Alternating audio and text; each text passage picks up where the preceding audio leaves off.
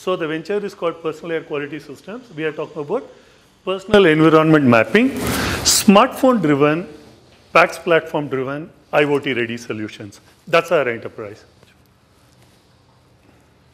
Let me start with a small story, because you will not be able to relate to this when we go through this process. Right? Like any other urbanite, I also need to get up early morning, okay? And our work demands some amount of fit exercise in the morning, because that's the kind of work that we do always, sitting at the desk throughout. And I would love to go to a place like this always, daily. But what do we really get? Okay, we get the polluted roads and the asthmatic or respiratory illness. That's what we are getting. So in Bangalore, normally they say, if you are in the road for for almost 6 hours, it's like smoking 1 pack of cigarette.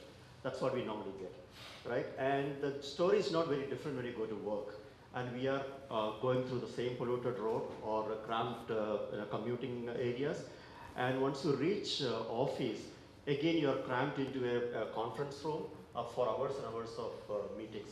That's what normally happens, right? And then you start noticing these gestures. People like yawning or getting a headache and things like that. I'm sure we'll start doing this after a couple of hours in this room, looking at the number of people that we have to close that road. Because right now it's around 1200 ppm carbon dioxide in this room. Okay, this is the thing that we are talking about. So now probably you're getting an idea about what we are into, right? And it's about impact of pollution on individuals. The World Health Organization last year stated that around 7 million people died because of indoor air quality. Okay, and it's a hot topic. We all are talking about this, and I'm sure many of you have read or heard about this in the last 1 month. Government is set out to clear the air. And let me tell you that YD was far ahead of this realization, understanding that the air quality is going to be the big thing in the future. And we started, the PACS is a result of that realization.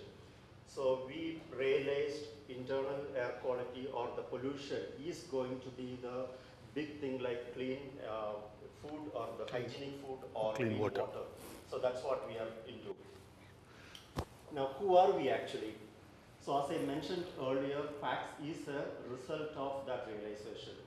So we are into, so I need to just talk about our logo a little bit to really dwell into what we are trying to do here.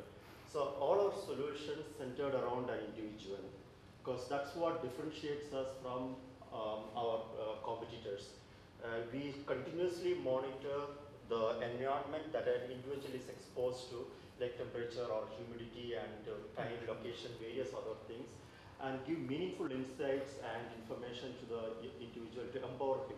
Okay, that's what we are trying to do. The white man symbolizes an individual's health, and the green bracket talks about his need for clean air and clean and fresh air, and the blue, the background, that symbolises the world, which we are saying, and by monitoring an individual, okay, we can scale that to the neighborhood, locality, city, country, and the world. Okay, that's what the whole solution is going to be. So you would be wanting to know how does it work. So we have created a smartphone-driven solution. There's a small little gadget that senses the properties of air around you, communicates through the mobile, and all the data goes to the cloud. Okay, so we are really trying to talk of IoT-ready, smartphone-driven solutions with data, hosted in the cloud. Our basket of solutions would comprise of, various applications. Quickly summarizing it, it'll be smart homes and buildings, smart cities, and healthcare. But when you try to talk about the monetizing methodology, we will be either talking about hardware sales, device, or downloadable apps, or subscriptions, say contents for media in terms of pollution and related details, and not to miss out on the analytics, which is of the greatest relevance as we move along. Yeah. So let me quickly run through. This is the way your smartphone screen will look like. It will capture a new context, me, my time, my environment, as well as the outside environment. So this data is continuously captured. That's a simple data, and there are advisories in terms of alerts, what you can do, how you can mitigate your situation, and of course, manual interventions in early stages, and eventually IoT-driven solutions will be there. And of course, the backend analytics will retain the history of my preferences, hence I'll be able to wear my environment. Okay, this is the actual, this is an app, second app that we are talking about. This particular screen that you're seeing is the pollution. As we started from our home to come over here, I have attached a device to my car. It dynamically maps pollution continuously. So when I'm able to aggregate it through crowdsourcing model, I can map the entire city and scale it up substantively. The norms we're going to use on that will be pretty much same as national air quality. Okay, those two were general applications, but then there are some segments that will require a little more personal touch, respiratory illness. So we have created a smart inhaler. This is a smart inhaler. Like when I may take medicine, it will tell me when to take, what to take, how much to take, and some of those details. But much more important is it will map continuously the quality of air I'm inhaling, which is of enormous relevance, because if I went through Russell Market and I had a choking feeling, next time it will know to tell me in advance, hey, you're going through similar environment, watch out. Next. Okay, I need to take a minute extra on the solution overview, because all our solutions, we brought individual at the center, multiple applications. So for each of the applications, there's going to be tremendous amount of data that's going to be captured through devices. And all the data gets aggregated at the cloud level. Okay, that's a PAX platform we are talking, which is of enormous this thing. Like we have done trials, we already have 150,000 lines of data. And based on this data, we'll be able to drive solutions for different domains and verticals. It's important when you try to talk about air, we are talking of a convergence of clean tech and biotech and driving it on platform. So we have put together a fantastic team. Our team comprises of professionals, outstanding professionals with over 25 patents and about 30 odd publications. More about that I'll tell later, please. So in a summary, this far we have one platform, two products, two awards and 2 patents, 3 products and solutions, 4 countries we have tested our product in, 7 cities.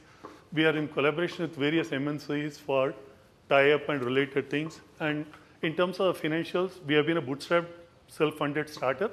So far, we have invested about 10 million rupees. We are looking for late-stage investment. We are seeing an investment of about 7 crores, out of which we expect about 1.5 crores to be available through grants. Discussions are in an advanced stage, so we are seeking about 5 crores as an investment. Detailed business plan is available. I'll be able to discuss offline with you all. Thank you.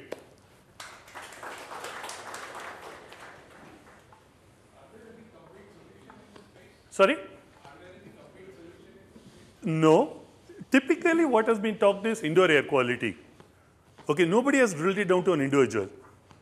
Okay, there are no products in the world that talk about an individual. That's the reason why we have gone for trademarks and patent globally, including US trademarks and things like that. We believe that's a unique space. We're getting the individual at the center and driving the solution upwards for aggregation.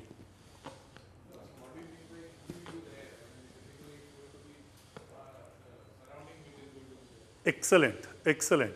Because what happens is when you go into a room, you know, your air conditioner functions in a particular way. But if your preferred envelope is, say, 24 to 30 degrees centigrade, humidity, particular things, certain freshness, as you go into a room, can the IoT-driven air conditioner humidifier provide you that environment? As you get into the car, can it happen? As you get into the office, can it happen? That will be hugely energy saving by itself. Instead of a top-down approach of maintaining a building at 22, 24, entire building, you'll be able to zone it up in a particular way, different wings, based on individual's preference, and get it. Yeah, the models are multiple, but you know, eventually we may be able to drive it as a services company once we have the data. To start with, you know, we need to work on different segments, different models. Like, you know, a smart inhaler will be a subscription based. The media contents, which is pollution mapping, because we have over 800 TV channels and 80,000 newspapers in the country, that is going to be subscription based on monthly. And as far as some of the B2B, smart building, smart home applications for B2C will be device sold. All the 3 models will be there: annuities, subscription, and hardware. On the individual side, what an individual will pay to get this subscription? So, like for example, there will be a small first cost and then subsequently a subscription for personalized advisory.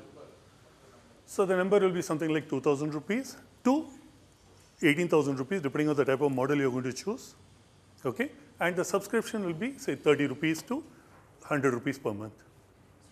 Yeah. One follow-on question. You might have personal Yeah. space that you want, but would you have control over it? I mean, you might have control over the space, or as you said, your Aircon and other systems, as long as it's individual driven or it's not shared. In an office or in a public setting, for example, in this room, Excellent. individually for all of us, it won't typically make sense. How would you resolve that conflict? Brilliant question, Vivek. That's where the algorithms come into play. There are parameters, multiple parameters. If there is a sensitivity of, let's say 4 of us are in the conference room, if for one of us dust allergy is there and there is a particular cutoff, the minimum will be taken for that in terms of algorithms. If it is a temperature, we can compromise. 4 of us want different temperatures, 24, 25, 26, 27. We can have a compromise. But when there are sensitive parameters for which the algorithms will take over. We have tried to, what we have really done is there's a distributed intelligence and computing. The device's intelligence has got a processor. The app has got a scalable alert engine and intelligence, and of course the backend. So it'll interface at some level with home and office automation. That's the eventual plan. That's the eventual plan. Like for example, the biggies who are in this B2B space are Johnson, Schneider, and all of them. Johnson is doing the max work in personalized environment, but none of them have tried to come down to bottoms-up approach. Everybody is really talking about the machines. That's the collaborative initiatives we've taken with B2B. So there are a lot of players in the IoT standardization region. So we have joined. Also in Alliance, and we are doing. So I think one of the key questions is there have been several people who come up with these wellness devices, right? How far are you with the US FDA in terms of your inhaler? Yeah. See, the thing is, I have the inhaler, I'll show it offline. As long as you do not touch the canister, I repeat it, as long as you do not touch the canister, you don't have to go to FDA. We are conscious in the way we are approaching. We have talked about the holster, made the holster smart, get the mobile to do the work. So we are really talking of not the medicine. There are two distinct parts. Medicine is separate. We are talking about the inhaled air, which matters to you. And in fact, we have a... You keep it close to you. You don't really, it's not a typical inhaler where you are... No, it's a standard inhaler. It looks like a standard inhaler. I'll show it off the line. Okay. We have a tie-up with a European company to work on that. Sorry, Jay? So my last question, we talked about this before. Yeah. Do you have a clearer picture now about a couple of things? Stability and calibration of the sensors over a long time. 2, any replacement of parts. And 3, any self-diagnosis or self-calibration that's done. Yeah. Because most of the solutions we've seen have failed along one of these particular branches. Yeah. Got any more information? Yeah. We had a discussion with Dale of EPA also. I was invited when the EPA delegation had met. See, there is no easy solution in this particular thing. What we are trying to do is statistically take the data, cross-check it, validate it with physical other testing equipment as a benchmark reference. And of course, when you talk of statistically, cut out the outliers so that we are able to get a better answer on that. So is there a need for any replacement of parts of the device? No, I'm going for solid state sensors in such a way that you will not be able to, you do not need to go for a replacement. So when there's poisoning or something else due to, let's say, sulfur dioxide or some of those other kinds of things, do you detect that? No, like sulfur dioxide is only for the city pollution mapping, this thing. Now, in the individual level, we do not do. Like for example, if there is, let's say, if in the crowd, there's continuous data from, let's say, a Russell Market area about intense pollution, certain outliers, we can ensure physical intervention, somebody going and testing it and capturing data to validate it, do the corrective things. So it's a combination of technologies we need to leverage. Or when we have a number of sample points from a common location, we can easily identify outliers in that and also look at an average of that. So statistically, it's possible to do that when you have sufficient number of samples in one place. That doesn't take away the need to do the canvas. That's a fair point, yeah. That's a fair point, yeah. Sure. Thank you, Eddie. Thank you all. Thank you all.